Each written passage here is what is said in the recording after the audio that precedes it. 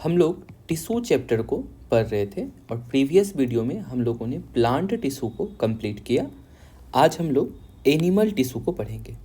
Animal tissue start करने से पहले 1 मिनट में हम लोग क्या करते हैं, एक बार रिवीजन कर लेते हैं हम लोगों ने क्या क्या पढ़ा था। देखो, हमारे पास जो प्लांट टिश्यू है, प्लांट टिश्यू 2 पार्ट्स में हम लोगों ने कंप्लीट प्लांट टिश्यू को डिवाइड किया था। एक मेरिस्टेमेटिक टिश्यू था और एक परमानेंट टिश्यू था।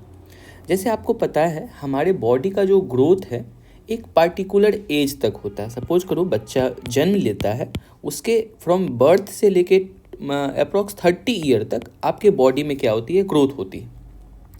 ग्रोथ मतलब क्या, आपकी हाइट बढ़ती है, आपकी मसल्स बढ़ती है, एवरीथिंग इस ग्रोथ होता है फ्रॉम आपके बर्थ से लेके 30 ईयर तक में क्या होता है, आपकी बॉडी ग्रोथ होती है।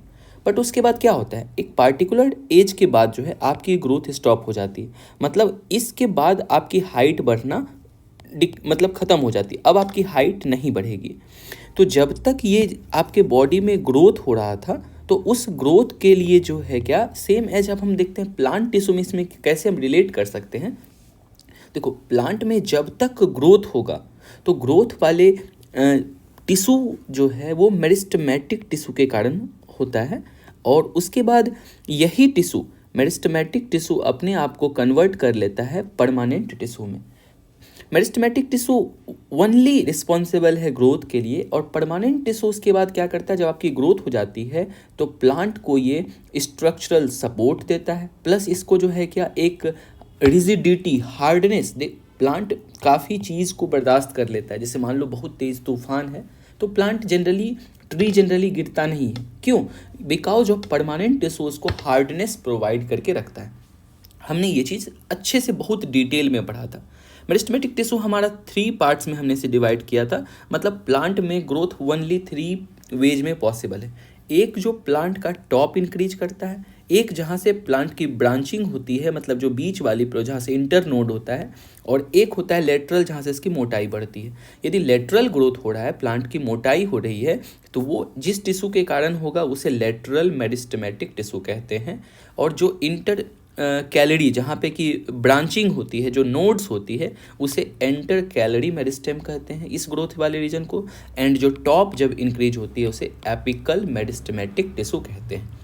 ये पार्ट था। उसके बाद हमने देखा था क्या, जो मेरा परमानेंट टिश्यू था उसको हमने 2 कैटेगरी में डिवाइड किया, सिंपल और कॉम्प्लेक्स।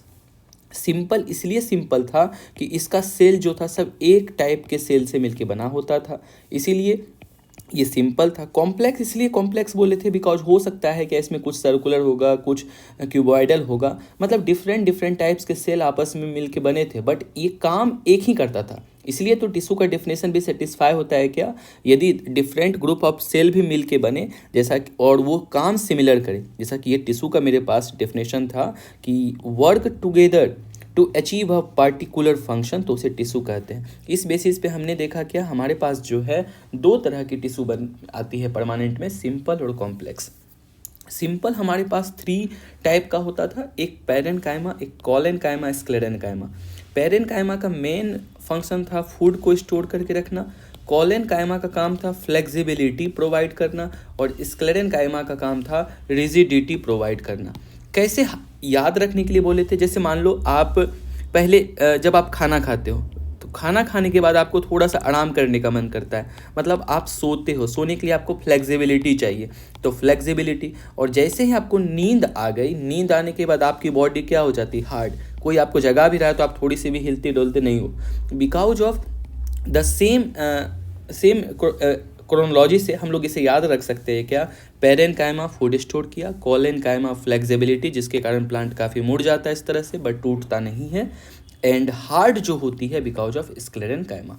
कॉम्प्लेक्स टिश्यू में 2 टिश्यू हमारे पास थी, एक थी जाइलम, एक थी फ्लोएम।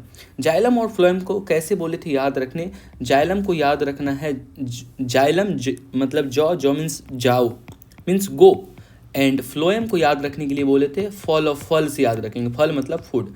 मतलब इस तरीके की यदि एक हमारे पास प्लांट है, ये प्लांट की लीव्स है। आपको पता है लीव्स में खाना बनती है, तो खाना बनाने के लिए हमें क्या चाहिए, इंग्रेडिएंट चाहिए। तो जो इसका रूट्स है, इस रूट से यहाँ से क्या करेगा, पानी और न्यूट्रिएंट्स मतलब समझ लेते हैं हॉर्लिक्स, विटामिन, ये सब लेके यहाँ से जो है जाइलम लेके प्लांट तक पहुँचा दिया। जब प्लांट तक ये सब चीज़ कौन पहुंचाया, जाइलम, मतलब जाओ से याद रखेंगे। और ये जब प्लांट में हमारे पास आ गया, अब लीव्स क्या करेगा, लीव्स इससे खाना बनाएगा। जब ये फूड प्रिपेयर करेगा, इस फूड को अब फिर डिफरेंट पार्ट्स ऑफ प्लांट में पहुंचानी है, तो ये काम कौन करेगा, फ्लोएम। कैसे याद रखेंगे, फ्लोएम मतलब फल, फल मतलब खाना, खाना बन गया है तो फ्लोएम लेके जाएगा। ये कंप्लीट चीज़ हमने पढ़ा था प्लांट टिश्यू में, काफ़ी डिटेल में हमने पढ़ा था। ऐसा एक भी पॉइंट आपके बुक का नहीं है या फिर कोई और डिफरेंट बुक जो कि हमने इसमें छोड़ा है। काफ़ी डिटेल से वो वीडियो बना है, आपने यदि नहीं देखा तो आप उसे देख सकते हैं। इन सब चीज़ों को हमने प्लांट टिश्यू में पढ़ा था। अब हम लोग देखते हैं आज एनिमल टिश्यू के बारे में। तो देखो बुक जो हमारा एनिमल टिश्यू स्टार्ट करता है, ये हम थोड़ी सी पहले 2-3 मिनट टाइम स्पेंड करेंगे थोड़ी सी वर्ड की मीनिंग को समझने के लिए। अदरवाइज आप देखिएगा तो एनसीईआरटी ने जो डायरेक्ट स्टार्ट किया है ना, जैसे एक एग्जांपल एपिथेलियम टिश्यू को, जैसे पहला एनिमल टिश्यू को स्टार्ट किया उसने, तो इसके बाद डायरेक्ट इसने लिख दिया है सिंपल स्क्वामस एपिथेलियम टिश्यू। इसमें एक एक वर्ड की 1000 मीनिंग छिपी हुई है। आप जब तक इसको नहीं समझिएगा इसका मीनिंग क्या है, तो आपको फिर ये पढ़ने में मज़ा भी नहीं आएगा और बहुत बोरिंग लगेगा कितना हार्ड टॉपिक है टिश्यू। बट यदि आप एक बार इसकी मीनिंग को समझ लेते हैं, लगेगा ये भी बस वही केक वाक, बहुत आसान लगेगा। तो हम लोग एक बार पहले क्लासिफिकेशन को देखते हैं, ठीक है, तब उसके बाद फिर हम लोग इसको स्टार्ट करते हैं। देखो हमारे बॉडी में टोटल एनिमल टिश्यू को जो कैटेगराइज करते हैं वो 4 पार्ट्स में डिवाइड करते हैं, 4 पार्ट्स में। पहला epithelium tissue, second muscular tissue, third connective tissue and fourth one जो है वो नर्वस टिश्यू है। एक एक करके देखते हैं। सबसे ये तीनों बहुत आसान है, आसान पहला वाला भी है बट थोड़ा सा उसमें टेक्निकल टर्म है, उसे देखते हैं। देखो एपिथेलियम टिश्यू पहले होता क्या है, आपका जो सबसे बाहर वाला एपिथेलियम टिश्यू को आप एपिडर्मिस से कंपेयर कर सकते हैं। जैसे प्लांट का जो सबसे आउटर मोस्ट लेयर था एपिडर्मिस, हमारा एनिमल में सबसे आउटर मोस्ट लेयर जो है वो एपिथेलियम टिश्यू होता है। जैसे आपका ये स्किन है, स्किन जो पूरी एक कंटिन्यूस शीट से बनी हुई है, तो ये आपका एपिथेलियम टिश्यू से बना हुआ है। अब देखो एक चीज़ कि इसीलिए यहाँ पे लिखता है ये थीन पैकिंग और covering material of everything in our body. जैसे मान लो ये आपकी किडनी है, ये आपकी जो है कि यहाँ से लंग्स मान लेते हैं, तो ये आपका जो है क्या, ये लीवर है। इन सभी को कवर कौन करता है, इन सभी को कवर करने का काम एपिथेलियम टिश्यू करता है, ठीक है। और एक तरह से यदि इसको सबको अलग अलग कवर किया हुआ है, इसका मतलब है इसका जो मटेरियल होगा, जो इसका मटेरियल होगा, जो इसका मटेरियल होगा, सब आपस में इंटरमिक्स नहीं करेगा। आप जैसे एक प्लास्टिक में सपोज करो इसको बांध के अलग रख देते हो, इसको बांध के अलग रख दिया है, तो मतलब ये तीनों का सामान इसमें मिक्स नहीं होगा। तो वही करता है क्या, ये क्या करता है ना, सबको एक सेपरेट कर देता है, बैरियर टू सेपरेट, सारा मटेरियल अलग अलग सेपरेट रहता है।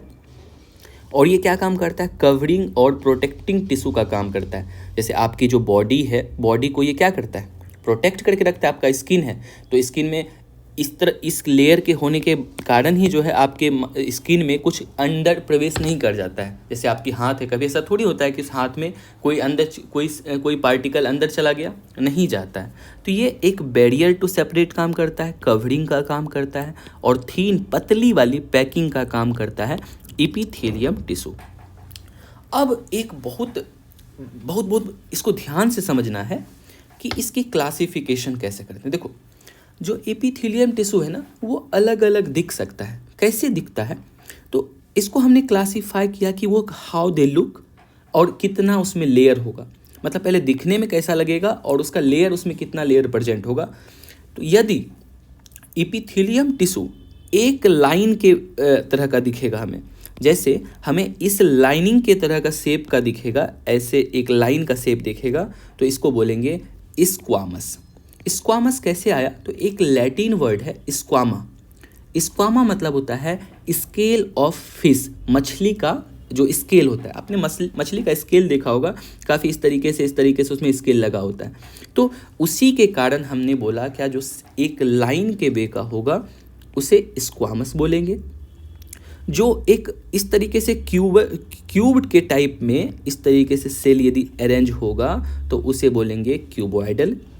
और यदि एक लंबी लंबी सिलेंडर के रूप में होगी, इस तरीके से सेल अरेंज होगी, तो उसे बोलेंगे कॉलुमिनार। इसको एक देखिए बहुत आसान से एक एनालॉजी से इसे समझते हैं। मान लो एक ये बच्चा है, ये बच्चा काफ़ी पतला है, ठीक है। इसकी स्ट्रक्चर मान लो हम ये लाइन से बनाते हैं, और एक अनदर है उसको हम लोग थोड़ी सी ऐसे बनाते हैं, ठीक है, ऐसे बनाया। और एक तीसरा लड़का है जिसको कि हमने काफ़ी मोटा कर दिया, ठीक है। देखो ये आपको लाइन के स्ट्रक्चर का दिख रहा है, तो इसको बोलना है ये स्क्वामस है। ये एक्चुअली थोड़ी सी हम मान लेते हैं कि इसकी जो बॉडी बनी है इस तरीके से बनी है, क्यूब से मिलके इस तरह से बनी है, इसको बोलेंगे क्यूबॉइडल बोलेंगे। क्या बोलेंगे इसको क्यूबॉइडल बोलेंगे। और जो एक लंबी लंबी सिलेंडर से मिलके इसकी बॉडी बनी हुई है इस तरह से, देखो पाइप के तरह का जो इसका स्ट्रक्चर है, इसे बोलेंगे कॉलुमिनार बोलेंगे, ठीक है। Squamous, cuboidal, columnar. क्यों? क्योंकि ये इस तरह का दिखता है, ये क्यूब के तरह का इसका बॉडी है, इसका सिलेंडर तरह का बॉडी है, इसका लाइन के तरह का बॉडी।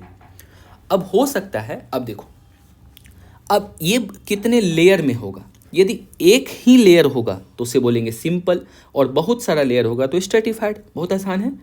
जैसे ये मेरे पास स्क्वामस बच्चा था, यदि अकेला ये रहेगा, ये अकेला रहेगा, ये भी ओनली वन लेयर होगा, ये भी ओनली वन लेयर होगा, तो इससे सब के पहले नाम लगा देंगे simple squamous, simple cuboidal, simple columnar. अब सब समझिए, यदि हम क्या करते हैं, ये जो ये बच्चा था ये अकेला नहीं आता है, अपने साथ ये जो है ढेर सारे, मान लेते हैं ग्रेटर देन वन होना चाहिए, वन लेयर से ज़्यादा। यदि ये सपोज करो 3 पतला वाला लड़का एक साथ आता है तो अब बहुत सारा हो गया, तो इसे क्या बोलेंगे? स्ट्रेटिफाइड। क्या बोलेंगे इसे? स्ट्रेटिफाइड। और चूंकि ये लाइन के तरह का शेप दिखता है तो स्ट्रेटिफाइड स्क्वामस, स्ट्रेटिफाइड स्क्वामस। और ये एपिथेलियम पढ़ रहे हैं तो एपिथेलियम टिश्यू।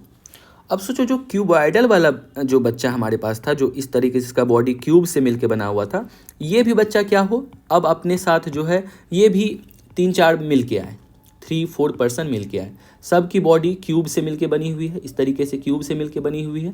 तो हालांकि पहले ये देखो, ये क्यूब की तरह का दिखने में लग रहा है, तो इसे बोलेंगे क्यूबॉइडल। क्या बोलेंगे? क्यूबॉइडल।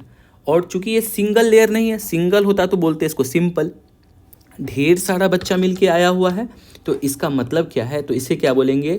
Stratified, stratified cuboidal. उसी तरीके से यदि ये बच्चा जो जिसका बॉडी बना हुआ था कॉलम की तरह के शेप का, तो यदि ये अकेला आता तो इसे बोलेंगे सिंपल कॉलुमिनार।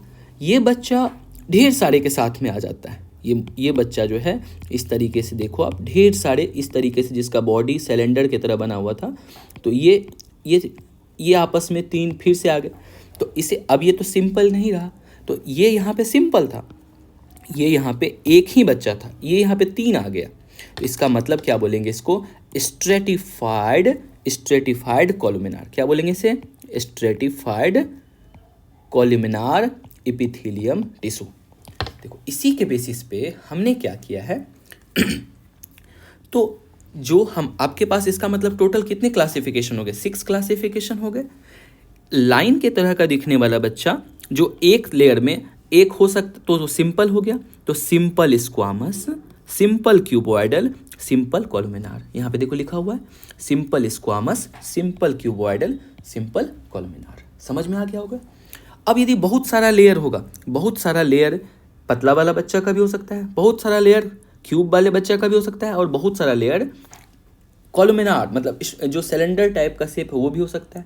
तो इससे भी हमारा 3 बना। तो देखो यहाँ से simple squamous, simple columnar, simple cuboidal, stratified squamous, stratified cuboidal and stratified. अब इसमें से आपको 2 अलग अलग नाम यहाँ पे और दिख रहा होगा। एक नाम दिख रहा होगा स्यूडो स्ट्रेटिफाइड, और एक कहते हैं ग्लैंडुलर एपिथेलियम। 2 अलग है। देखो स्यूडो स्ट्रेटिफाइड का मतलब क्या हो गया? पहले तो देखो स्ट्रेटिफाइड है, इसका मतलब क्या होगा? मेनी लेयर होगा। जैसे ही वर्ड में यहाँ पे आ गया स्ट्रेटिफाइड, अब आपको जहाँ भी दिखेगा, अब जैसे कि एनसीईआरटी में आपने देखा कि क्या देखा? सिंपल मतलब 1 लेयर, तो देखो यही लिखा हुआ था ना सिंपल स्क्वामस टिश्यू, तो सिंपल मतलब क्या हो जाएगा? 1 लेयर, ठीक है। स्क्वामस मतलब क्या हो जाएगा? स्क्वामस मतलब जो इसकी स्ट्रक्चर है, कैसी स्ट्रक्चर है, लाइक लाइन टाइप का स्ट्रक्चर है, नॉट क्यूब का है और ना ही सिलेंडर है। और एपिथेलियम मतलब क्या हो गया, आउटर मोस्ट कवरिंग। इस तरीके से कोई भी चीज़ का नाम सिंपल मतलब बस ध्यान में रखना एक लेयर होता है और स्ट्रेटिफाइड मतलब मेनी लेयर होता है। ठीक है, समझ में आया। हम अभी बात कर रहे थे क्या, हम लोग ये इस चीज़ को भी देखना चाह रहे थे, समझना चाह रहे थे कि ये जो है हमारे पास यहाँ पे अभी कि स्यूडो स्ट्रेटिफाइड एपिथेलियम, चूँकि बुक में एक जगह चर्चा किया है तो अभी हम नाम से बस समझ लेते हैं, बाद में फिर जो है हम लोग इसको देखेंगे। ठीक है, देखो यहाँ से आप जानते हैं स्ट्रेटिफाइड में नहीं, स्यूडो जब भी वर्ड आए आपको, अब चूँकि अब हायर क्लास में अब जाओगे, जब 9 से आगे निकल के 11th 12th में जाओगे तो वहाँ पे स्यूडो वर्ड आपको कई जगह देखने को मिलेगा। स्यूडो मतलब जब भी वर्ड आए समझ लेना कि वो एक तरह से, ऐसे तो इसको कहते हैं क्या, हिंदी इसका मीनिंग होता है झूठा, मतलब नॉट रियल। तो देखो यदि ये परफेक्ट कॉल, यदि इस तरीके से अरेंज होता, इस तरीके से सारा सेल इस तरह से अरेंज होता तो इसको क्या बोलते हैं हम लोग, ये वाली सिलेंडर टाइप की शेप है, कॉलुमिनार बोलते, इसे बोलते स्ट्रेटिफाइड कॉलुमिनार। बट ऊपर में देखो आप स्ट्रक्चर क्या हो रहा है, इसका स्ट्रक्चर ऊपर जाके ऐसे हो जा रहा है, मतलब ऊपर जाके श्रिंक कर रहा है नीचे है, फिर दूसरा वाला लेयर इस तरीके से, तीसरा वाला लेयर इस तरीके से, तो ऊपर इसके पार्ट में यहाँ पे श्रिंक हो रहा है, नीचे में यहाँ पे श्रिंक हो रहा है, ऊपर में यहाँ पे मतलब ऊपर जाके छोटा हो जा रहा है। तो ऐसे सेल को बोलते हैं जो कि परफेक्ट शेप नहीं है, तो उसे बोलेंगे स्यूडो स्ट्रेटिफाइड एपिथेलियम। ये आपके लंग्स में प्रेजेंट होता है, इसीलिए हमें इसको पढ़ना है और बुक में एक जगह मेंशन किया हुआ है। और एक ग्लैंडुलार एपिथेलियम है जो आपके ग्लैंड में प्रेजेंट होता है। जितने भी ग्लैंड हैं, जैसे ग्लैंड क्या है, मान लो आपका पिट्यूटरी ग्लैंड है जो गले के पास एक ग्लैंड है, सलाइवा ग्लैंड है जहाँ से आपको लार निकलता है, सेलेब्री जूस निकलता है। बहुत अच्छे से आप क्लास 10th के डाइजेशन चैप्टर में पढ़े होंगे। ग्लैंड, बहुत सारा ग्लैंड है जो हमारे भोजन को डाइजेस्ट करने में हेल्प करता है। ठीक है, बस ये चीज़ समझना था यहाँ पे कि एक बार फिर से थोड़ी सी रिकैप करते हैं क्या, कि हमने क्या देखा कि एपिथेलियम टिश्यू क्या है, मेरा आउटर मोस्ट कवरिंग है। यदि आउटर मोस्ट कवरिंग में जो है मेरे पास, अब हमारा बॉडी का जगह जगह अलग रिक्वायरमेंट है, कहीं पे बहुत पतली वाली लेयर की ज़रूरत है। अब आप सोचो हमारे पेट में एक जगह है, जैसे कि हमारा जो स्टमक है, हमारे स्टमक में बीच में यहाँ पे HCl भरा होता है। ये HCl क्या है ना, ये एसिड है, ये दुनिया की सबसे खतरनाक डेडलीस्ट एसिड है। आप यदि अपने टाइल्स वाले फ्लोर पे ये एसिड गिरा दोगे तो आपके टाइल्स को ये होल कर देगा, मतलब होल मतलब क्या, उसको पूरी छिद्र कर देगा उसमें। तो समझ सकते हो कितनी पावर है, और इतनी पावरफुल एसिड हमारे पेट में है, ठीक है, हमारे स्टमक में है, बट हमें कुछ नहीं होता है। बिकॉज क्या है कि अब ऐसे जगह पे आप थोड़ी है कि पतली वाली स्क्वामस टिश्यू लगा दोगे, नहीं, तो यहाँ पे हमें स्ट्रॉन्ग चाहिए। तो इसीलिए बॉडी ने हमारे अलग अलग तरह से इवॉल्व कर लिया, जैसी जहाँ पे जिसकी ज़रूरत थी। यदि पतली वाली लेयर की ज़रूरत थी, एक ही लेयर की ज़रूरत थी, तो उसे हमने कहा सिंपल स्क्वामस। यदि एक लेयर क्यूबॉइडल की ज़रूरत हो तो सिंपल क्यूबॉइडल, एक लेयर कॉलम की ज़रूरत हो तो सिंपल कॉलमिनार। यदि बहुत सारे लेयर की ज़रूरत है, ढेर सारा अच्छे से उसको कवर करना है, तो स्ट्रेटिफाइड स्क्वामस। क्यूबॉइडल वाले सेल को ढेर सारे अच्छे से अरेंज करना है, ढेर सारा लेयर देना है, तो स्ट्रेटिफाइड क्यूबॉइडल, स्ट्रेटिफाइड कॉलुमिनार। एक देखा हमने स्यूडो एपिथेलियम, तो स्यूडो एपिथेलियम ऊपर जाके श्रिंक कर जाता है, तो इसे बोलते हैं स्यूडो स्ट्रेटिफाइड, ये होता है। अब देखते हैं अपने बुक में, स्टार्ट करते हैं। सबसे पहला जो लेयर है वो है एपिथेलियम टिश्यू। देखो एपिथेलियम टिश्यू को क्या कहते हैं, कवरिंग और प्रोटेक्टिव टिश्यू। क्यों? क्योंकि हमें कवर करके रखता है। ये हमारे मोस्ट ऑफ ऑर्गेन को, कैविटी को, कैविटी क्या होता है, कहीं पे भी मान लो खाली जगह बचा हुआ है, उस कैविटी को कवर करने का काम कौन करता है, एपिथेलियम टिश्यू करता है। बताए थे हम लोग, चर्चा किए थे, ये कैसा काम करता है, एक बैरियर के तरह का काम करता है, जो कि डिफरेंट पार्ट को सेपरेट करके रखता है। कहता है एपिथेलियम टिश्यू जो है वो टाइटली पैक्ड होता है और फॉर्म करता है कंटिन्यूअस सीट को। जैसा भी हमने देखा था, मान लो ये आपका हाथ है, ये आपका हैंड का सेल है, तो कभी आपने देखा है आपका जो हैंड सेल है, वो हैंड सेल क्या होता है, कहीं से भी कंप्लीट कंटिन्यूस इस तरह small small small small cell से आपका हाथ बना हुआ है। उसमें ऐसा तो नहीं है कहीं पे आपका हाथ खाली है, कहीं पे आपका हाथ में स्किन ही नहीं है। तो ये ऐसा इसीलिए है बिकॉज ये क्या कहता है, ये टाइटली पैक्ड है। कैसा है ये टाइटली पैक्ड है और उसके बाद एक कंटिन्यूस सीट बनाता है, मतलब कंटिन्यू है, इसकी सीट जो है ये कंटिन्यू बनी हुई। और जब इतनी टाइटली पैक्ड होगा, कोई भी जब सेल टाइटली पैक्ड होगा तो उसके बीच का इंटरसेलुलर स्पेस जो होगा, इंटरसेलुलर स्पेस मतलब क्या, डिस्टेंस बिटवीन टू सेल। एक बात तो ये खुद कह रहा है क्या, हम टाइटली पैक्ड हैं, तो इंटरसेलुलर स्पेस क्या होगा, ये जीरो होगा, मतलब जीरो बहुत कम होगा, यही बात हुआ ना। तो यही लिखा हुआ है यहाँ पे क्या, इसके बीच का जो इंटरसेलुलर स्पेस कुछ नहीं, जीरो होता है, नो इंटरसेलुलर स्पेस। और एक दूसरे सेल को जो इसमें कहता है कि जो बांध के रखता है, मतलब ऑब्वियस सी बात है ना, सारा सेल एक दूसरे से जुटा हुआ है। इस सेल को जोड़ने के लिए जो हेल्प करता है, इस सेल को ऐड करने के लिए जो हेल्प करता है, वो एक सीमेंटिंग एजेंट हमारे बॉडी में होता है। कहता है क्या, they have only a small amount of cementing material between them. इतना क्लोजली पैक है कि सीमेंट बहुत कम यहाँ पे जरूरत होता है। ठीक है, ये सीमेंट क्या हुआ, जैसे कि आप देखे होंगे घर में, जैसे ब्रिक आपका जब घर बन रहा होगा, इस ब्रिक पे जो सीमेंट देके अनदर ब्रिक को ऐड करते हैं, सीमेंट बालू गिट्टी से ऐड करते हैं। ठीक है, सेकेंड पॉइंट बुक में कहता है क्या, obviously anything entering or leaving the body must cross at least one layer of epithelium। आपका हैंड है, हैंड के अंदर मान लीजिए कुछ जाना है, या आपके अंदर से मान लीजिए क्या निकलता है, पानी, स्वेटिंग निकलता है ना, हम लोग को गर्मी में पसीना निकलता है। तो ये जब पसीना निकलेगी, एटलीस्ट कहता है इसको एक इपिथेलियम टिश्यू को तो क्रॉस करना ही होगा, तब तो हमारे बॉडी से निकलेगा, या कुछ चीज़ हमारे बॉडी के अंदर जाएगा तो उसे एटलीस्ट इपिथेलियम टिश्यू को क्रॉस करना होगा। ठीक है, कहता है permeability of cell, various epithelia play an important role in regulating the exchange of material between body. हमारे बॉडी में एक्सचेंज ऑफ मटेरियल होता है। परमिएबिलिटी मतलब क्या, किसको परमिशन है जाने का, कौन नहीं जा सकता है, वो सेलेक्ट कर लेता है क्या हमें क्या जाना। जैसे मान लो ये आपका सेल है, ठीक है, सेल आपने इसके पहले वाले चैप्टर में सेल पढ़ा होगा। सेल में बीच में क्या है, न्यूक्लियस है, और सबको एक हम मान लो जैसे लेते हैं, एक है हमारे पास इंडोप्लाज्मिक रेटिकुलम। ये इंडोप्लाज्मिक रेटिकुलम कुछ ही सब्सटेंस को अलाउ करता है सेंटर तक आने का, और कुछ ही सब्सटेंस इससे बाहर निकल सकता है। ऐसा नहीं कि सब कुछ इसके अंदर चला जाएगा, सब चले जाएगा। तो ये सेलेक्टिवली बोलता है क्या ना, तो परमिएबिलिटी ही कहता है, मतलब सेलेक्टिवली ये इंटर करने के लिए देता है, बाकी के लिए फिर वो क्या होता है, बंद हो जाता है। बंद मतलब वो जा ही नहीं सकता है उससे। तो कहता है क्या, external environment also between different parts of the body.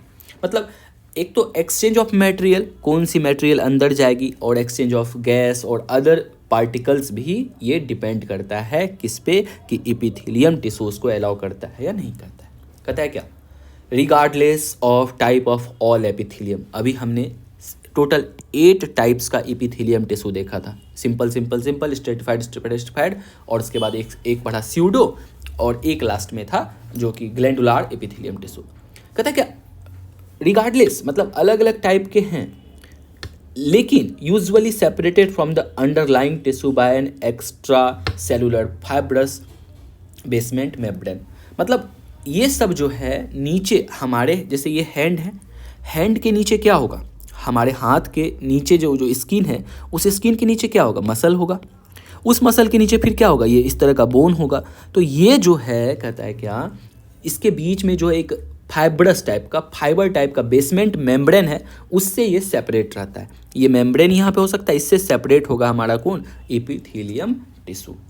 कहता है क्या, different epithelia so different structure.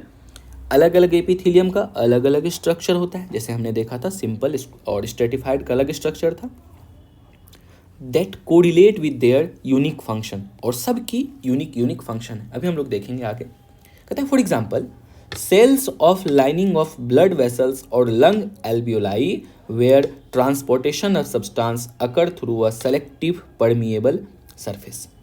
तो जैसे आपका कहता है क्या, ब्लड वेसल्स है, ब्लड वेसल्स कहाँ काम करता है, जैसे कि आपका मान लो ये डाइजेशन है।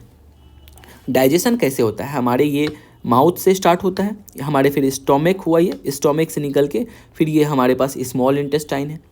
इस स्मॉल इंटेस्टाइन में आपका पहले भोजन जो है, फूड डाइजेशन यहाँ होता है, इसके बाद यहाँ पे लीवर है, लीवर आपको जूस भेजता है, पेनक्रियाज है, उसके बाद खाना स्मॉल इंटेस्टाइन में पहुँचता है। स्मॉल इंटेस्टाइन में हमारा फूड जो है क्या होता है, वो डाइजेस्ट हो जाता है। फूड डाइजेशन के बाद यहाँ पे ब्लड वेसल्स मतलब ऐसे समझते हैं कि ब्लड की कैपिलरी ढेर सारी है, ब्लड इसमें से, जैसे सांप पेड़ से लिपटा होता है उसी तरह ब्लड वेसल्स क्या करेगा, यहाँ पे इस तरह से लिपटा होता है। हमारे फूड जो डाइजेस्ट हुआ, इस डाइजेस्ट पार्ट से सारे न्यूट्रिएंट्स में हो सकता है विटामिन, प्रोटीन, कार्बोहाइड्रेट, इन सब को क्या करेगा, ब्लड सक कर लेगा। सक मतलब सारे को खींच लेगा और वेस्ट प्रोडक्ट को यहीं पे छोड़ देगा।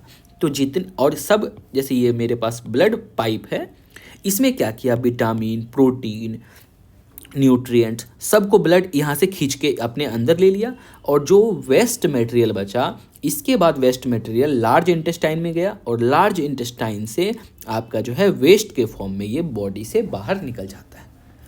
तो जो भी यहाँ से न्यूट्रिएंट ब्लड में आया, अब ये ब्लड क्या काम करेगा, तो हमें कनेक्टिव टिश्यू भी पढ़नी है, वहाँ पे ब्लड की कंप्लीट डिटेल में फंक्शन पढ़नी है। तो हम लोग अभी देखेंगे, ये यहाँ से सारे न्यूट्रिएंट को हर सेल को भेज देगा, हर एक सेल में ये न्यूट्रिएंट पहुँचा, तब जाके ये सेल इस न्यूट्रिएंट को यूज़ कर सकता है, और by the process of respiration. देखेंगे डिटेल से, पहले यहाँ पे देखो। तो अब ये वाली पार्ट, तो क्या किया, यहाँ से ब्लड ने सारे वेस्ट प्रोडक्ट को, एक भी वेस्ट प्रोडक्ट को टच नहीं किया, सेलेक्टिवली उसने सिर्फ न्यूट्रिएंट को उठाया और यहाँ से लेके चला गया। तो यही करता है, ये जो काम करता है ना, किस बेसिस पे करता है, सेलेक्टिवली परमिएबल सरफेस। क्या चीज़ को सेलेक्ट करके उसे अंदर ले जाना है, ये डिसाइड करेगा वो, ऐसा नहीं कि सब कुछ को लेके चले जाएगा। तो ये चीज़ कहता है क्या, यहाँ पे उस चीज़ को डिस्कस किया गया है। ठीक है, नेक्स्ट पेज में चलते हैं। तो कहता है क्या, इसके बाद है सिंपल, देखो यहाँ से, सिंपल फ्लैट काइंड। ठीक है, there is a simple flat मतलब ऐसे बस पतली सी, जो सिंपल है मतलब सिंपल मतलब वन लेयर, एक लेयर ऑफ कहता है क्या, flat kind of epithelium, this is called simple squamous epithelium tissue. देखो अभी जस्ट हमने बात किया था, यदि कहीं पे सिंपल हो इसका मतलब वन लेयर, स्क्वामस है तो इसका शेप कैसा होगा, ये लाइन टाइप के स्ट्रक्चर से मिलके बना होगा, ना कि ये क्यूब टाइप से नहीं होगा और कॉलमिनार नहीं होगा। तो ये जो जब फ्लैट टाइप का बोला, तो इसे कहते हैं सिंपल स्क्वामस एपिथेलियम टिश्यू। ये देखो स्क्वामस का यहाँ पे क्या बना हुआ, एपिथेलियम थिन प्रोटेक्टिंग कवरिंग। आप यहाँ से देखो, ये स्क्वामस का पिक्चर बना हुआ है, कैसा लग रहा है आपको, एक फ्लैट लेयर है। अब देखो यहाँ पे एक पिक्चर है, ये स्ट्रेटिफाइड स्क्वामस है। यही स्क्वामस में जब हमने ढेर सारा लेयर को ऐड कर दिया, 1 लेयर 2 लेयर 3 लेयर को जब हमने क्या किया, इसमें ऐड कर दिया, तो इस तरीके से तब ये बन गया स्ट्रेटिफाइड स्क्वामस। ये है क्यूबॉइडल। हमने अभी बताया था कि क्यूबॉइडल में क्यूब टाइप का, देखने में पिक्चर से यहाँ क्लियर नजर आ रहा होगा, ये क्यूब है, आपके एनसीईआरटी में बनी हुई है, यू कैन गो थ्रू। तो ये क्यूबॉइडल है, इसी क्यूब, उसके बाद कहाँ पे, ये कॉलमिनार। देखो यहाँ के इसकी सारी सेल कैसी है, सिलेंडर वे में है, तो ये बोलेंगे ये कॉलमिनार सेल है। आगे रीडिंग स्टार्ट करते हैं। तो कहता है वो simple squamous tissue, simple squamous tissue के बारे में यहाँ लिखा है, जो सबसे पहला नंबरिंग कर देना आप बुक में अपना, ये नंबर 1 है सिंपल स्क्वामस टिश्यू। कहता है कि ये क्या होता है, बोला एक्सट्रीमली थिन होता है, काफ़ी थिन, फ्लैट होता है, देख रहे हैं, thin plus flat, form a delicate lining ये बनाता है हमारे पास, जैसे कि ये लंग एल्वियोलाई में बनाता है, इस तरह की लाइनिंग शेप में ये बना देता है, डेलिकेट लाइनिंग बनाया। कहाँ प्रेजेंट होता है, कहता है ओसियोफेगस ट्यूब, फुट, ये वाली ट्यूब आपके गले से जो नीचे जाती है, फुट बैग वाली, तो ओसियोफेगस tube and lining of mouth की जो लाइनिंग होती है, also covered with squamous epithelium. कहता है skin which protect the body also made up of squamous epithelium. ये पूरी एक पॉइंट थी, आप इसको अलग कलर से कर सकते हो। इसके बाद फिर क्या कहता है, क्या सेकेंड पॉइंट पे वो आता है स्ट्रेटिफाइड स्क्वामस पे। देखो कहता है क्या, skin epithelial cell are arranged in many layer. कितने लेयर में हम लोग बात किए थे? जब भी मेनी लेयर की बात करेगा तो क्या बोले थे? समझना है स्ट्रेटिफाइड। देख लो कितना आसान हो जाता है जब आप एक बार क्लासिफिकेशन समझ लेते हो। कहता है स्किन एपिथेलियम सेल जो है वो अरेंज्ड होता है in many layers to prevent wear and tear. मतलब आपको सपोज कीजिए आपका जो है कि फेस है, कोई एक थप्पड़ मारा फेस पे, बट फिर भी ऐसा थोड़ी होता है फेस आपका ख़त्म हो गया। बिकॉज क्या है, वो बहुत सारे लेयर से मिलके बना हुआ है, बहुत सारे लेयर से। और एक देखिए बहुत इंटरेस्टिंग एक साइंस है, आपको पता है कि हर आवर हर घंटे क्या होता है, आपके सेल से 6 लाख स्किन पार्टिकल सेड हो जाता है। मतलब सारा स्किन पार्टिकल आपसे डेड होके गिर जाता है। मतलब हर घंटे 6 लाख स्किन पार्टिकल का जो सेल है आपका मर के नीचे गिर जाता है, और आपको पता भी नहीं चलता है कि इतना सेल मेरे पास गिर गया। तो ये इतना गिरने के बाद भी 6 लाख सेल हमारे फेस से नीचे गिर गया, आपको पता नहीं चला, क्योंकि ये एक लेयर नहीं है, ये बहुत सारे लेयर्स में है। जब आप इसे माइक्रोस्कोप में देखोगे तो ये मिलियंस ऑफ लेयर नजर आएगा। तो कहता है skin epithelium cells are arranged in many layer to prevent wear and tear. Since they are arranged in a pattern of layer, the epithelium is called stratified squamous epithelium layer. ठीक है, clear है, कोई doubt नहीं? चलो ठीक। अब इसमें third point है, ये थर्ड पॉइंट यहाँ से स्टार्ट होती है। कहता है क्या, ये सेकेंड पॉइंट की ये वाली पार्ट, इधर सेकेंड वाली पॉइंट थी, third point where absorption and secretion occur. जहाँ से आपका एब्जॉर्प्शन और सिक्रेशन होता है। एब्जॉर्ब कोई चीज़ को, जैसे कि आपका सिक्रेशन, आपकी जो ग्लैंड है, जैसे जब आप कुछ खाना खाते हो आपका माउथ जो है लार को क्या करता है, सिक्रेट करता है। एज ये कहाँ होता है, inner lining of intestine tall epithelium cells are present. तो वैसे जगह पे हमें कैसा वाला सेल चाहिए, तो हमें टॉल एपिथेलियम चाहिए। तो इस जगह जो है कोलुमिनार आ जाएगा। अब हम यहाँ पे किसकी बात कर रहे हैं, कोलुमिनार सेल की। जो कोलुमिनार कैसा, ये वाली पिलर लाइक स्ट्रक्चर, ये तो क्यूबाइडल था, ये पिलर वाली जो है हमने जो पढ़ा था थर्ड टाइप में, तो ये कोलुमिनार शेप आ जाएगा, जहाँ पे लाइनिंग की ज़रूरत होगी, लंबी लंबी सेल की ज़रूरत होगी। तो ये कहता है क्या, वेयर एब्जॉर्प्शन और सिक्रेशन की ज़रूरत होगी, वहाँ पे कोलुमिनार शेप प्रेजेंट होगा। Columnar epithelium facilitates movement across epithelium fibre. आप खुद सोचो, आपको जैसे कि पानी पहुंचानी है, तो आप कैसा सेल लोगे? छोटा छोटा सेल इस तरीके से लोगे, या फिर क्या करोगे, एक बड़ी सी ये जो पाइप टाइप के सेल लोगे।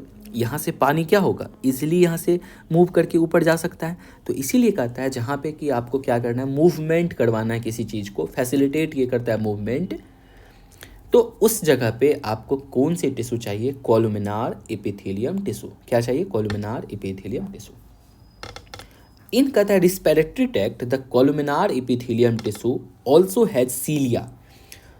जो आपका रेस्पिरेटरी सिस्टम होता है ना, रेस्पिरेटरी सिस्टम जहाँ जैसे कि लंग्स हुआ, लंग्स में आपका इस तरीके से राउंड राउंड से छोटा छोटा सीलिया होता है, ठीक है, जो कि ये लंग्स के ये अटैच रहता है आपके फेफड़े। वो हेयर लाइक कहता है क्या, प्रोजेक्शंस होता है on the outer surface of epithelium cell. These cilia can move and their movement pushes the muscle forward to clear it. और ये सीलिया मूव करता है आपके मूवमेंट को, मसल्स के मूवमेंट के कारण जो है आपका गैसियस एक्सचेंज हो पाता है वहाँ पे, ठीक है। जैसे एक एग्जाम्पल है कि जैसे डायफ्राग्राम है, वो अप एंड डाउन होता है। जब आप सांस लेते हो आपकी बॉडी ये जो है कि ऊपर नीचे होती है, बिकॉज ये गैसियस एक्सचेंज को सपोर्ट करता है, ठीक है। तो ऐसे वाले एपिथेलियम टिश्यू को जो कि सिलिएटेड कोलुमिनार एपिथेलियम टिश्यू कहते हैं। ये क्या करता है, move and their movement pushes the muscle forward to clear it. Muscle को ऊपर पुश किया ताकि सारी क्या हो, सांस आप निकल पाए। इस तरीके से रेस्पिरेटरी सिस्टम में ये आपको हेल्प करता है। नेक्स्ट अब आता है हमारे पास क्यूबॉइडल एपिथेलियम टिश्यू। देखो हमने पढ़ा था इस तरीके का क्यूब टाइप में जब सेल हो, ये साइड में पिक्चर दी हुई है, ये देखो ये यहाँ पे क्यूब वाली शेप है, ये क्यूबॉइडल एपिथेलियम टिश्यू है। क्यूबॉइडल एपिथेलियम टिश्यू के बारे में क्या कहता है क्या, they form lining of kidney tubules, kidney बना होता है क्यूबॉइडल का, and ducts of salivary gland. Epithelium cell often acquire additional specialization as gland cell, और यही एपिथेलियम सेल ग्लैंड भी बन जाता है, which secrete substance at the epithelium surface. Sometimes portion of epithelium tissue folds inward. ये point देखो, ये tissue को क्या करता है ना, इनवर्ड। जैसे मान लो पहले क्या होगा, आपको तो बताए थे ये क्यूबॉइडल शेप है, सब इस तरीके से ऐसे बना हुआ था। लेकिन सपोज करो आपको इसको कुछ स्टोर करना है, कुछ ग्लैंड में कुछ जूस को स्टोर करना है, तो ये क्या करेगा, बीच से पार्ट को क्या करेगा, नीचे डाउन कर लेगा। ये वाला पार्ट जो है, ये वाला पार्ट नीचे डाउन हो जाएगा। तो मतलब इस तरीके से डाउन करके ये क्या किया, एक तरह से ग्लैंड बन लिया, इसके अंदर क्या कर लिया, ये जूस भर लिया। देख रहे हैं, ये ग्लैंड डेवलप हो जाता है। कोई भी चीज़, हमारी कंप्लीट बॉडी जो है, ये तो पूरी की पूरी इवोल्यूशन की कहानी है। तो इवोल्यूशन में ये जगह बनाने के लिए बीच वाले पोर्शन को झुका लिया, जिसमें कि सारा का सारा जूस इसमें आ गया। यही लिखा था क्या, portion of epithelium tissue fold inward and multiple gland form, और ढेर सारा ग्लैंड फॉर्म होता है जब जो, और उसको एक स्पेशल नाम दे देते हैं हम लोग, ग्लैंडुलार एपिथेलियम। ग्लैंडुलार एपिथेलियम इसी का भाई है, क्यूबॉइडल का ही भाई है, लेकिन इसका एक स्पेशल काम सिर्फ क्या था, ग्लैंड का काम करना। देखो हमारे बॉडी में ढेर सारी ग्लैंड है, ये ग्लैंड को डिटेल में आपको पढ़नी है क्लास 10th में, जिसमें कि आपको वो ढेर सारे इंजाइम्स को जमा करके रखता है, जो आपको फैसिलिटेट करता है फूड को डाइजेस्ट करने में। ठीक है, ग्लैंड एक एडिशनल इंफॉर्मेशन सीक्रेट हार्मोन करता है, ये आपके इनसाइड बॉडी भी करता है और आउटसाइड बॉडी भी करता है। जो आपको पसीना होता है, जो स्वेटिंग होता है, ये भी ग्लैंड के कारण होता है, जो आपके बॉडी के बाहर निकालता है, जिससे कि शरीर की वेस्ट प्रोडक्ट जैसे सॉल्ट हो गया, नाइट्रोजन हो गया, ये सब चीज़ को आपके बॉडी से बाहर निकालता है। ये कंप्लीट हमने पढ़ा एपिथेलियम टिश्यू के बारे में। अब इसके बाद सब कुछ बहुत आसान है। एपिथेलियम टिश्यू ही थोड़ी सी लंबी थी और थोड़ी सी टेक्निकल टर्म थी। आप इसको अलग अलग पोर्शन में करके आप तो पहले बुक में हाईलाइट कर लीजिएगा, फिर इससे आप नोट्स बना सकते हैं। ठीक है, अब देखो बहुत आसान चीज़ है। अब हम लोग पढ़ेंगे कनेक्टिव टिश्यू, हमारा सेकेंड टॉपिक। ये हमने एपिथेलियम का पढ़ा। अब हमारे पास से जो हम लोग पढ़ते हैं थर्ड वाली ये चीज़ जो है कनेक्टिव टिश्यू। बुक की ऑर्डर ये थी, तो बुक के ऑर्डर चलते हैं। तो देखो कनेक्टिव मतलब क्या, हमारे बॉडी में कनेक्ट करने के लिए कोई दो सब्सटेंस को, जैसे सबसे पहला उसमें से आपने देखा ब्लड देखा, बोन होता है इसमें कनेक्टिव टिश्यू। ब्लड कैसे कनेक्ट करता है, अभी जस्ट आपको हमने बताया कि न्यूट्रिएंट्स को एक पार्ट से दूसरे पार्ट में पहुंचा रहा है, तो एक तरह से कनेक्टिविटी ही तो है ना। जैसे आप कहते हो ना, कनेक्ट कहीं जा रहे हो, अरे वहाँ का कनेक्टिविटी अच्छा नहीं है, मतलब आपकी रोड वहाँ पे पूरी अच्छे से कनेक्ट नहीं है, तो आप नहीं जा पाते हो। सेम वे हमारे बॉडी में मूवमेंट करना, किसी चीज़ की मूवमेंट और को फैसिलिटेट करने के लिए कनेक्टिव टिश्यू चाहिए। जो कनेक्टिव टिश्यू इन सब काम, ये सारी चीज़ कनेक्टिव टिश्यू का काम करता है। Blood, bone, ligament, tendon, areolar, adipose and cartilage. क्या होता है देखते हैं इसे। देखो कनेक्टिव टिश्यू सबसे पहले कहता है ब्लड एक तरह का कनेक्टिव टिश्यू है। Why would be called it connective tissue, because देखिए एक ऐसा ब्लड ही हमारे बॉडी में है ना, जो कि मुझे लगता है one of the greatest work ये वो ब्लड करता है। ब्लड देखिए कितने जगह आपको काम करेगा। एक मिनट ऐसे समझना है ब्लड को। देखो हम एक मिनट बताते हैं यहाँ पे थोड़ी सी एक चीज़ कि मान देखो ब्लड को कितना काम करना होता है। एक तो ब्लड आपका सबसे पहले तो जैसे आपको हमने बताया कि जब आप डाइजेशन आपकी होती है, तो जो स्मॉल इंटेस्टाइन था, तो डाइजेशन में आपका फूड स्टोमक से लेके ये फूड पहुंचता है आपका स्मॉल इंटेस्टाइन यहाँ पे। तो यहाँ से सारे न्यूट्रिएंट को क्या किया, ब्लड वेसल्स इसमें जुड़ा रहता है। ब्लड वेसल्स सारे न्यूट्रिएंट को सक करके अपने साथ ले जाके आपके कंप्लीट बॉडी में, आपके बॉडी में जितनी भी जगह है आपकी बॉडी है, वो उस जगह पे क्या किया, ये सारे न्यूट्रिएंट को भेज दिया। हर पार्ट में आपके बॉडी में ट्रिलियन, क्वार्ट्रिलियन, मतलब ट्रिलियंस ऑफ आपके बॉडी में सेल्स हैं, इतनी सारी, और हर सेल को जाके क्या किया, ये न्यूट्रिएंट्स पहुंचा दिया कि लो भाई तुम अपना अपना ले लो और अपना अपना खाना पीना खाओ। लेकिन सेल बोला कि देखो भैया हम ऐसे खाना नहीं खा सकते, तुम सिर्फ न्यूट्रिएंट पहुंचा देगा, इससे मुझे एनर्जी नहीं मिलेगी। और आप भी ये चीज़ आज जानिए कि आप जब कोई चीज़ खाते हैं तो उसको खाने में जो डाइजेशन हुआ, सिर्फ डाइजेशन से आपको 0 पर कुछ नहीं एनर्जी मिलेगी। तो एनर्जी कैसे मिली, तो ब्लड इन सारे उसमें से न्यूट्रिएंट को ले जाके सब सेल को दिया। अब जो सेकेंड प्रोसेस आता है जो आप पढ़ेंगे, रेस्पिरेटरी सिस्टम, ठीक है। तो रेस्पिरेटरी सिस्टम क्या होता है, आप जो है ऑक्सीजन एटमॉस्फेयर से अपने नाक के द्वारा अंदर लेते हो। ये ऑक्सीजन कहाँ पहुँचा, आपके लंग्स में पहुँचा। वहाँ पे जो ये लंग्स में आपके पास यहाँ पे अब ऑक्सीजन आ गया, इस ऑक्सीजन का क्या करेगा, ढेर सारा बंडल बना लेगा, मतलब पैकेट बना बना के ऑक्सीजन के पैकेट को एक ब्लड का एक अपना कंपोनेंट है, मतलब ब्लड की कंपोनेंट अभी हम लोग देखेंगे। तो ब्लड 3 चीज़ से मिलके बना होता है, एक होता है आरबीसी, एक होता है डब्ल्यूबीसी और एक होता है प्लेटलेट्स। आपने नाम सुना होगा। तो ये आरबीसी का ही काम है। आरबीसी क्या करता है ना, जितने भी जो ये इस पहली बात तो एक चीज़, आरबीसी के कारण हमारा ब्लड रेड होता है और सारे ऑक्सीजन के मूवमेंट के लिए आरबीसी है। आरबीसी को बोला तुमको सिर्फ ये को काम करना है क्या, कि तुम जो है सारे ब्लड को लेके जाएगा। तो ब्लड बोला ठीक है। तो ये लंग्स से सब बंडल बना के ऑक्सीजन का क्या किया, आरबीसी सब ले जाके फिर सब सेल को पहुंचा दिया। अब इस सेल के पास ऑक्सीजन आ गया, सब जगह पूरी in each and every cell को ऑक्सीजन जाना जरूरी है। अब ऑक्सीजन और फूड प्लस ऑक्सीजन में रिएक्शन होगा, तब जाके जो है आपकी बॉडी एनर्जी को बनाएगा। एनर्जी करेंसी बन गया।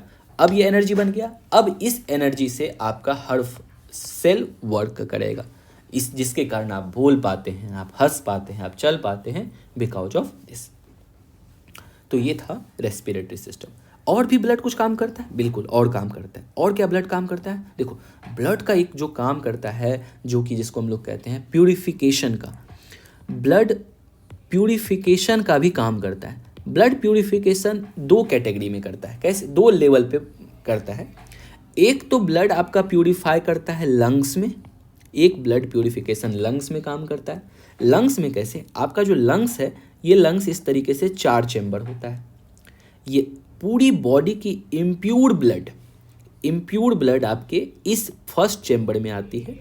इसके बाद ये नीचे आती है सेकेंड चेम्बर, और यहाँ से सारे ब्लड को लेके वो क्या करता है, सॉरी मैंने यहाँ पे प्यूरिफिकेशन का वर्क लंग्स प्लस हार्ट लिख दीजिए, दोनों का भूमिका होता है। ये हार्ट है।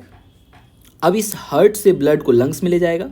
लंग्स में ऑक्सीजन के प्रेजेंट में उस ब्लड में ऑक्सीजन मिलेगा, वो 3rd चैम्बर में आएगा। 3rd चैम्बर के बाद 4th चैम्बर में जाके फिर आपके पूरी डिफरेंट बॉडी में चले जाएगा। ये पार्ट पूरी हार्ट 1 मिनट में जो है करीब 6 लीटर ब्लड को आपका प्यूरिफाई कर देता है। तो प्यूरिफिकेशन का एक काम हार्ट और लंग्स मिलके करता है। सेकेंड लेवल पे जो प्यूरिफिकेशन होता है, सेकेंड लेवल पे प्यूरिफिकेशन करता है वो किडनी में जाके करता है। ये one of the most important function यहाँ पे ब्लड क्या करता है, हमारे बॉडी में जो एक तरह से आप कह सकते हैं जहर मतलब पॉइजन जो होती है, उस पॉइजन को बॉडी से निकालने का काम। तो हमारे पास 2 किडनी दिया होता है। ये 2 तरीके का इस कैप्सूल टाइप के 2 किडनी है। आपका सारा ब्लड इस किडनी में आता है। इस किडनी में आया ब्लड, यहाँ से फिर ये ब्लड को प्यूरिफाई करके ब्लड को फिर वापस भेज देता है डिफरेंट पार्ट्स ऑफ बॉडी में। और जो वेस्ट बचता है ये आपके यूरिनरी ब्लैडर होती है। यूरिनरी ब्लैडर में सारा वेस्ट प्रोडक्ट जाके स्टोर हो जाती है। जो वेस्ट प्रोडक्ट जो है आपका जो है कि टॉयलेट के माध्यम से ये बाहर निकलता है। जो हमारा ह्यूमन का जो टॉयलेट होता है, इसमें 95% मतलब मान लो आपने 1 लीटर टॉयलेट है, उसमें 95% वाटर होगा, 2.5% जो होगा उसमें यूरिया होगा। ये यहाँ पे सबसे खतरनाक जो जिसको हम पॉइजन कहते हैं, ये यूरिया होता है। एंड 2.5% जो है वो अदर वेस्ट होगा। ठीक है, क्लियर है। तो इतनी सारी फंक्शन आप कंप्लीट इसके बारे में, डाइजेस्टिव सिस्टम आपको क्लास 10th में पढ़नी है, रेस्पिरेटरी सिस्टम भी पढ़नी है आई थिंक, और किडनी और लंग्स का फंक्शन आप पढ़ेंगे, वो भी क्लास 10th और क्लास 12th के बुक में मिलेगा ये चीज़। तो ये ब्लड था। तो कहता है इसीलिए ब्लड जो कहता है क्या ये बहुत इंपॉर्टेंट ये हो जाता है। कनेक्टिव टिश्यू ये लूजली स्पेस्ड होगा, ऑब्वियसली बात है, आपको मूवमेंट करवानी है, आपको पाइप से कुछ भेजनी है, तो उसमें क्या होना, सब कुछ को लूज रखना होगा, उसके लिक्विड को, उसके सेल को, अदरवाइज फंस जाएगा, उससे पास ही नहीं होगा। तो ये क्या कर रहा है, क्या लूजली स्पेस्ड होता है उसके बीच। अब लूज है तो इंटरसेलुलर स्पेस क्या हो जाएगा, एक सेल यहाँ एक सेल यहाँ, तो इंटरसेलुलर स्पेस ज़्यादा होगा, सिंपल बात है। कहता है इसके अंदर जेली लाइक फ्लूइड होता है ब्लड में, जिस फ्लूइड में ये आरबीसी डब्ल्यूबीसी प्लेटलेट्स ये काम करता है। इसे एक चीज़ और बताना भूल गया यहाँ पे, डब्ल्यूबीसी का काम क्या है। देखिए डब्ल्यूबीसी में आपको जो है ये प्रोटेक्शन का काम करता है। सपोज कीजिए खाना में आप क्या कर रहे हैं, कुछ कीड़ा खा गए, उस कीड़े को मारने का काम WBC करेगा, उसको मार देगा। प्लेटलेट्स क्या काम करेगा, आपकी ये बॉडी पार्ट है, कहीं पे कट गई, कटने के बाद क्या होता है, ढेर सारा ब्लड निकलता है, तो ऑटोमेटिक प्लेटलेट्स यहाँ पे आके बोलेगा रुको ब्लड काहे निकल रहा है तुम, इसको जाके यहाँ पे क्लोज कर देगा। तो ये तीन और ये सारा चीज़ RBC WBC प्लेटलेट्स, ये जिस पार्टिकल में जाके तैरता है उसको प्लाज्मा कहते हैं। ब्लड के प्लाज्मा में ये सभी जाके मूवमेंट करता है RBC WBC प्लेटलेट्स, ठीक है।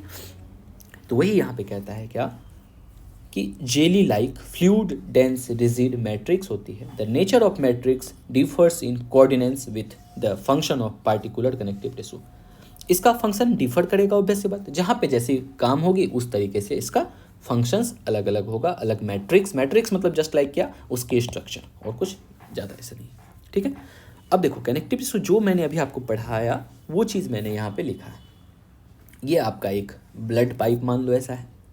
ये ब्लड पाइप में ये वाली पार्ट, जैसे रेड में, एक एग्जाम्पल को समझने के लिए ये वाली पार्ट RBC मैंने कहा, ये इस तरह से मैंने बनाया, यहाँ पे इसमें WBC है, ये प्लेटलेट्स है, और जिस लिक्विड में ये पूरा फ्लोट कर रहा है, तैर रहा है, उसे प्लाज्मा कहते हैं, ठीक है, क्लियर है।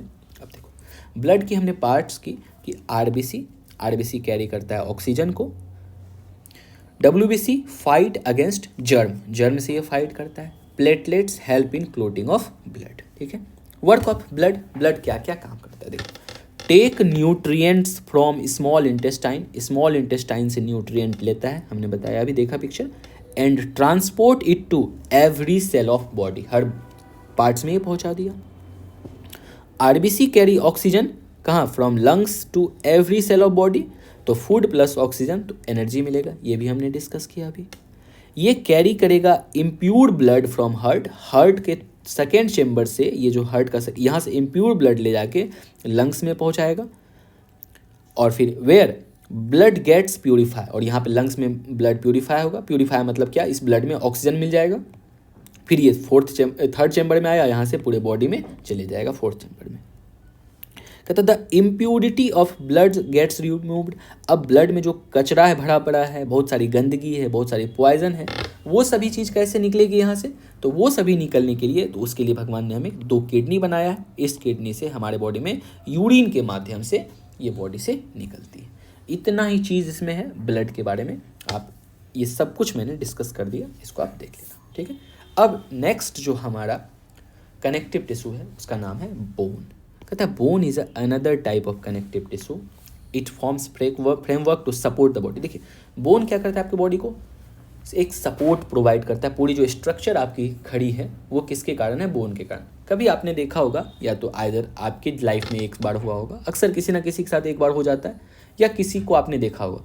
सपोज दैट कोई भी एक पार्ट हमारे बॉडी का टूट जाए ना, जैसे कि मान लो ये हाथ, इस जगह फ्रैक्चर हुआ तो ये, और तो ऐसी हाल हो जाएगी कि ये ऊपर वाला पार्ट ऐसे होगा, नीचे वाला पार्ट ऐसे ऐसे झूलेगा, ठीक है, हाथ टूटने के बाद। तो इसका मतलब आप क्या समझ रहे हैं कि इसके अंदर जो बोन है, ये बोन आपको एक स्ट्रक्चर एक प्रोवाइड करता है, एक स्ट्रेंथ प्रोवाइड करता है, जिसके चारों ओर मांसपेशी मतलब मसल्स अटैच होके एक कंप्लीट फ्रेमवर्क ऑफ बॉडी देता है। The bone is another type of example of connective tissue, it form support the main organs of body, strong and non flexible होता है। Bone cell are embedded in hard matrix, कहते हैं क्या, bone cell जो है वो एक बहुत हार्ड, चूंकि मैट्रिक्स मतलब स्ट्रक्चर, बोन जो होता है वो जो बना होता है बिल्कुल हार्ड मसल से। ऐसा थोड़ी होता है कभी आपका बैकबोन सीधा है फिर बोलेगा हम थोड़ा सा भी मतलब सो जाते हैं, सोते हैं, बट बैकबोन ऐसा थोड़ी है तो वो झुक जाता है। वो हर बॉडी बिल्कुल हार्ड पार्ट से मिलके बना होता है, हार्ड मैट्रिक्स उसमें होता है। ये किसका बना होता है, कैल्शियम और फॉस्फोरस का कंपाउंड से मिलके बोन हमारा सेल बनता है। इसीलिए आपको तो कहता है ना कि जब आपकी जैसे कि डॉक्टर प्रोवाइड करते हैं या फिर कोई चीज़ जब खाते हैं तो कहते हैं इसमें कैल्शियम है, आपकी हड्डी मजबूत होगी, आपका दांत मजबूत होगा। जो भी पार्ट कैल्शियम से है तो वो बोन मेरा बना होता है कैल्शियम वाले पार्ट से। अब देखो 2-3 चीज़ें हैं, यदि हमें ये पॉइंट को बहुत ध्यान से याद रखनी है, ऑब्जेक्टिव्स में मस्ट क्वेश्चन आस्क करता है ये। यदि 2 बोन को कनेक्ट करनी है, देखो यहाँ पे मैंने लिखा है, जल्दी जल्दी खत्म करते हैं इसको। 2 bones can be connected to each other by connective tissue called ligament. ये देखो, ये बोन 1 है, बोन 2 है। जैसे आपका हाथ का नीचे वाला पार्ट हो सकता है एल्बो के नीचे ऊपर, उसके बाद इस दोनों पार्ट को जो टू बोन को ऐड करने के लिए एक लिगामेंट नाम का सीमेंटिंग एजेंट आता है, लिगामेंट इसको टू बोन को ऐड करता है। अब सपोज कीजिए एक बोन और एक मसल को ऐड करनी है। अब बोले बोन मसल कैसे, तो ऐसा थोड़ी होता है आपका हाथ से कभी जो है हड्डी से मांस निकल के घूमने चले जाता है। हमारी जो मांस है वो बोन से एक तरह से अटैच तो है ना, तो वो जिसके कारण अटैच होता है उसे कहते हैं टेंडोन। क्या कहते हैं? TENDON, tendon. Tendon connect muscle to bone, तो ये एक अनदर कनेक्टिव टिश्यू हो गया। ठीक है, उसके बाद लिगामेंट के बारे में एक चीज़ और इन्फॉर्मेशन है कि ये इलास्टिक होता है और लेकिन स्ट्रेंथ काफ़ी अच्छा खासा होता है। ठीक है, अनदर टाइप ऑफ कहता है क्या कनेक्टिव टिश्यू जो है उसका नाम है कार्टिलेज। कार्टिलेज कहाँ होता है? जैसे आपका कान का ईयर लॉब जो है, जिसको पकड़ के आप जिसमें कान में कुछ जो वुमेन्स होती है वो इसमें ज्वेलरी पहनती है, वो कार्टिलेज में होता है। ठीक है, कार्टिलेज अनदर टाइप ऑफ मेरा कनेक्टिव टिश्यू है। ये कार्टिलेज और कहाँ, नोज में, ट्रैकिया में, लैरिंक्स में, ये वहाँ पे अवेलेबल होता है। इसके बाद जो है एक टिश्यू जिसको कहते हैं एरियोलार कनेक्टिव टिश्यू। एरियोलार कनेक्टिव टिश्यू ये कहाँ होता है? ये अब देखो, जैसे कि आपने देखा कि ये वाली पार्ट में मसल और बोन को जोड़ने के लिए टेंडोन आया, मसल बोन को, लेकिन आपका स्किन बाहर है, मसल मतलब मसल मांस अंदर का हो गया, जो सबसे आउटर मोस्ट पार्ट जो स्किन है, स्किन और मसल को जोड़ने के लिए जो कनेक्टिव टिश्यू आएगा उसका नाम है areolar connective tissue. Between skin and muscle लिखा हुआ है, अराउंड ब्लड वेसल्स, नर्व्स कहाँ प्रेजेंट होता है? ब्लड वेसल के पास, नर्व के पास, बोन मेरो के पास। ठीक है, कोई दिक्कत। अब आपके बॉडी में फैट को जमा करना रखना, जैसे देखो कैसे स्ट्रक्चर होता होगा। इंटरनल ऑर्गन है, इंटरनल मान लो किडनी है, किडनी के ऊपर कुछ फैट जमा होती है और फैट के ऊपर स्किन होता है। तो इसके बीच में जो फैट जमा होता है वो फैट को स्टोर करके कौन रखता है?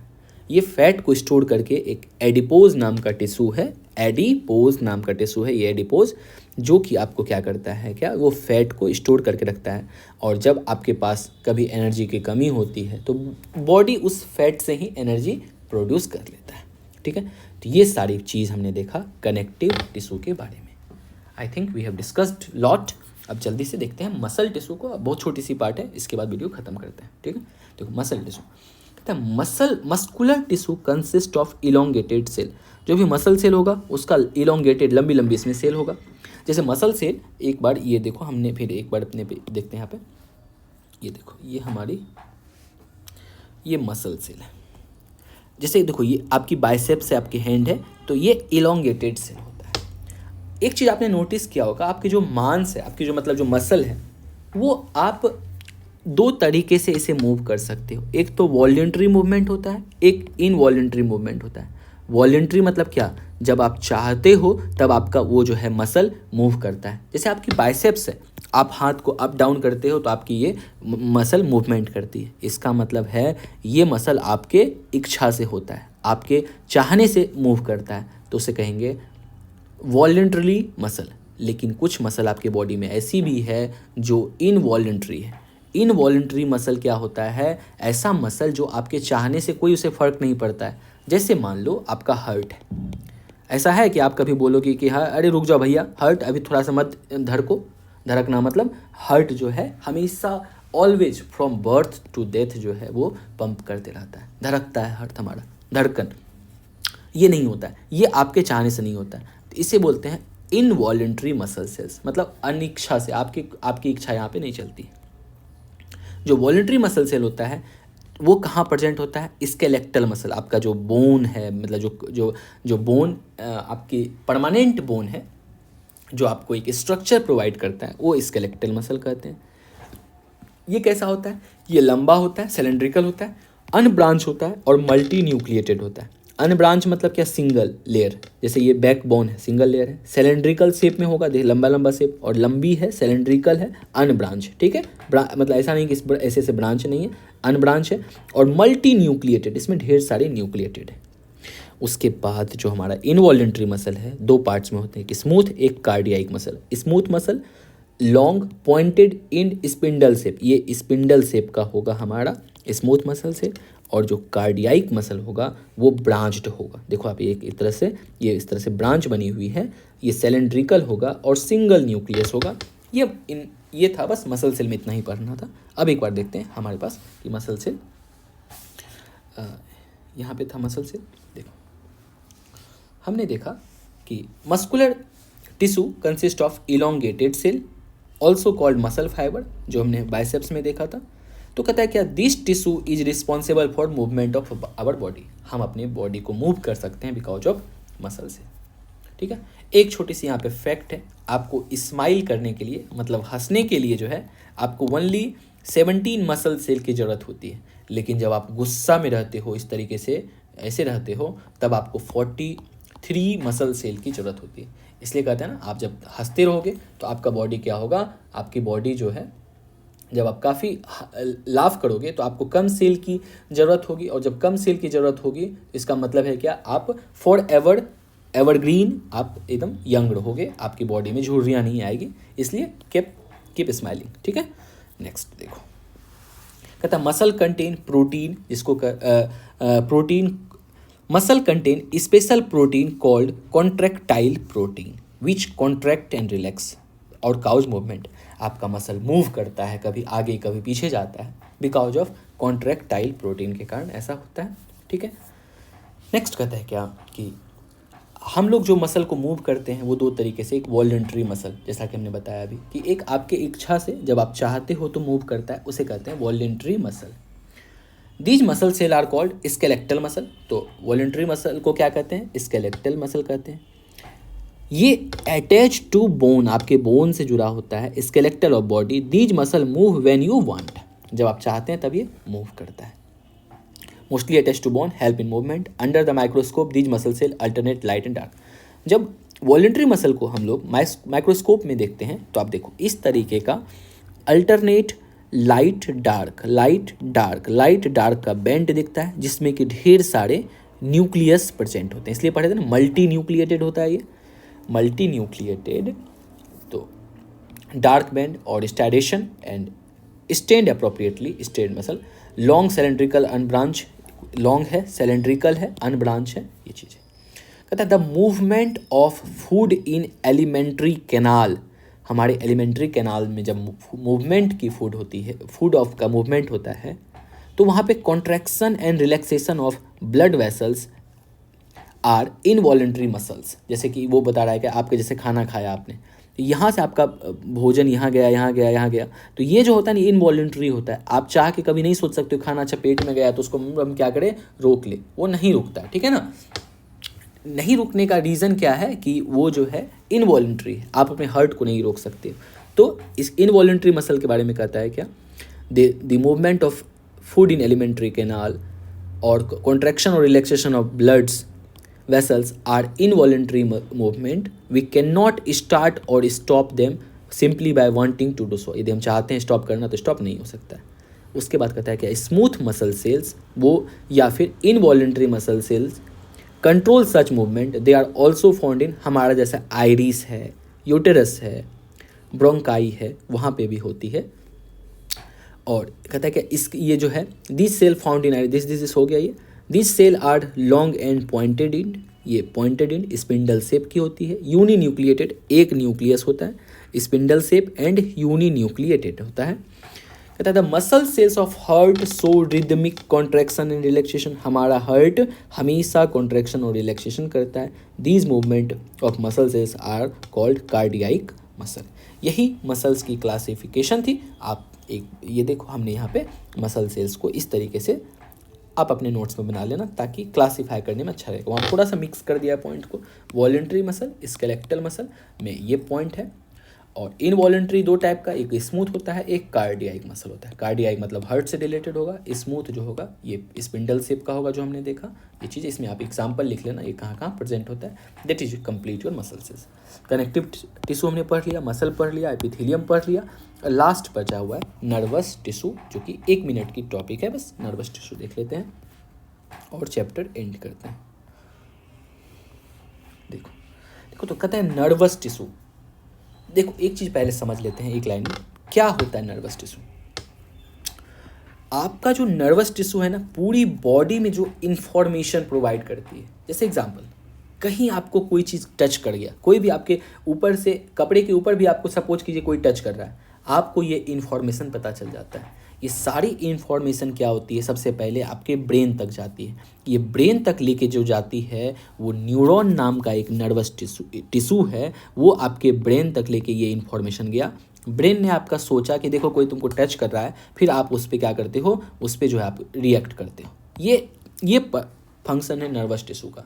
जैसे आपकी यहाँ पे कान है, ईयर है, आप कोई आवाज़ को सुनते हो, मान लो यहाँ पे एक क्या है कि लाउड स्पीकर चल रहा है, ये लाउड स्पीकर की आवाज़ आपके कान में आई, आपके कान के ईयर ड्रम होते हुए एनविल जो है आपकी आवाज़ को बढ़ा के वो आपकी कान क्या करती है, उस आवाज़ को इलेक्ट्रिक सिग्नल में कन्वर्ट कर देती है, इलेक्ट्रिक सिग्नल में।